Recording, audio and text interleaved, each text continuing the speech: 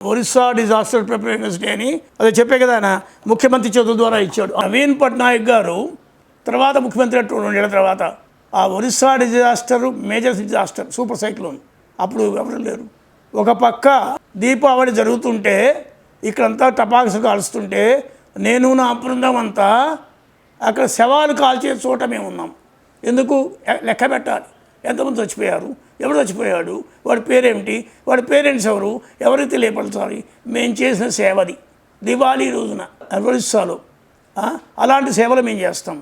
ఆయన గుర్తుంచుకొని మా సంస్థకి గౌరవిస్తూ నన్ను గౌరవించాడు ఆయన నవీన్ పట్నాయక్ గారు. అంతకుముందు సైక్లోన్ జరిగిందేమో గిరిధర్ గొమాంగో అని ఆయన ఉన్నప్పుడు ఆయన స్వయంగా ఇంట్లో పెట్టుకున్నాడు మమ్మల్ని.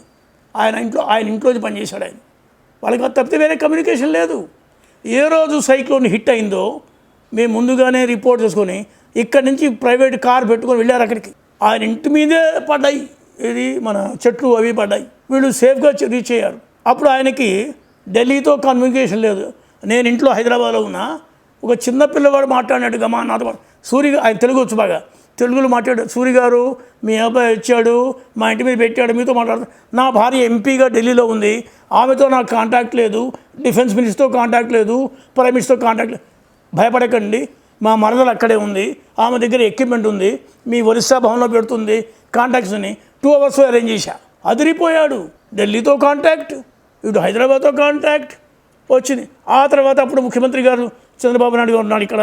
తర్వాత పోలీస్ డీజీపీని పంపించి ఇంకెవరు 10 పంపించి, అది వేరే సంగతి. ముందు మేము వెళ్ళాం, ఆక్యుపై చేశాం. దానికి ఆయన గుర్తుపెట్టుకొని పిలిచి మరి గౌరవించి సన్మానించి పంపించాడు.